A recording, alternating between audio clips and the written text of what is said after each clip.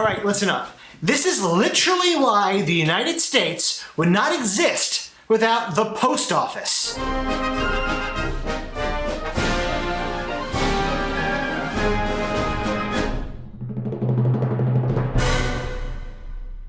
The term post comes from the Latin positus, meaning position or station, as really what makes a postal service work is its series of relay locations. In medieval times, these locations were mostly taverns, where you could pick up your mail and exchange a little gossip from afar for a pint. For much of history, pretty much before the invention of the telegram, letters were pretty much the only way to communicate over a distance further than you could walk.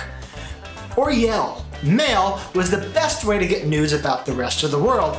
That is, if you could read and write, which most people couldn't do. So it was mostly a tool of the wealthy. With the age of exploration came a greater need to communicate over distance. But Europeans struggled to set up a postal system inside the wilds of the New World. Even if the colonists were people who left or were kicked out of Europe for some reason, they were still obsessed with what they considered home. So the official colonial postal system of the 1600s was primarily tailored to sending letters across the Atlantic. Sending messages between the colonies was a treacherous job, often given to slaves, if done at all. And England liked it this way.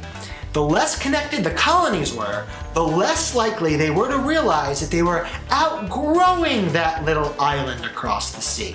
This was the status quo for the next 100 years, until a new generation of people born in the colonies started to not care as much about Europe. This included the Postmaster of Philadelphia, who in 1753 was promoted to Postmaster General.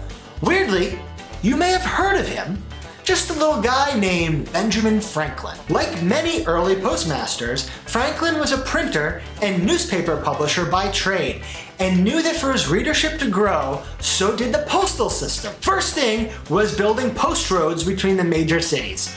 Largely based on Native American trails, these were the first interstates, and many of them would go on to be the basis of routes that would become the modern-day highway system. Franklin also added overnight shipping between New York and Philadelphia, standardized postage based on weight and distance, and decreased newspaper shipping rates, which, yes, helped his business, but he can be excused because once the flow of information opened up between the colonies, they got talking, and the Crown's worst fears became a reality. Even though his changes had turned the struggling colonial post profitable, in 1774, England sacked Ben Franklin as Postmaster General for siding with the revolutionaries. This only freed him to spend more time on the cause. And a year later, in 1775, the Constitutional Post was founded, and Benjamin Franklin made the Postmaster General. Which means, yes, the United States Post Office is older than the United States itself. Once Ben Franklin got the post office in order, he shot off to France to gain their support for the revolution, and also to enjoy all the French things that he loved, like wine and cheese and ladies. After the war, the earliest version of America under the messy Articles of Confederation was far from a nation.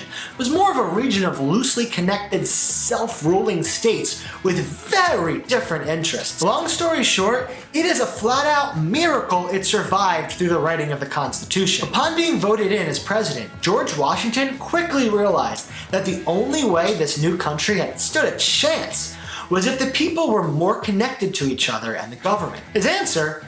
Mail. Proponents of the post office, like Washington and Benjamin Rush, argued that it acted as an outpost for the federal government in every town in the country. The post office also created a more informed electorate by not only subsidizing the distribution of newspapers, but promoting the importance of reading and writing. Remember, democracy was a brand new concept, and not even everyone in America agreed with it.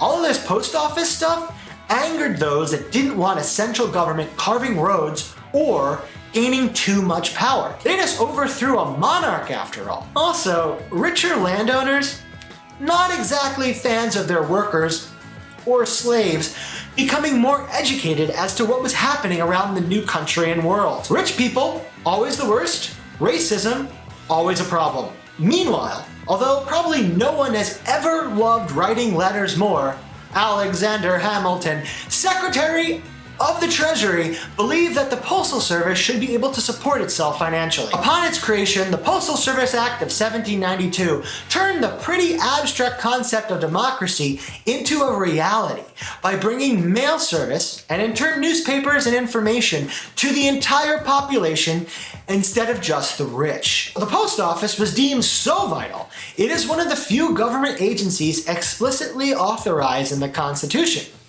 But in compromise, one of the only that is expected to not turn a profit while basically sustaining itself on only its own revenue. This act also made the mail one of the first and strongest examples of our First Amendment, which was only written a year before. As any child in America will tell you, it is a crime to open another person's mail. Partly because at the time it was the only way to send money.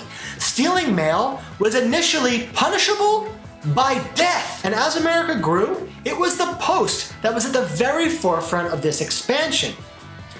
For most of the country's existence, it was mostly wilderness. And the postal system was the initial force cutting roads and eventually railroads to connect all of these new pockets of America together. A town was not a town until it had a post office. And truthfully, few people would have ventured west without this kind of link to the world. Now you might know in his farewell speech, George Washington called America the Great Experiment. What he was referring to was that never in history had so many different types of people been united into one. And he and many of the founders were very afraid, and some very sure, that it would collapse. The post office was one of the most important safeguards to prevent this. Today, although it might be easy to write it off as outdated, the post carries everything from your subscription drugs to your vote to all those weird late-night impulse buys online. It was what made this country whole. Attacking the post office is attacking America's democracy.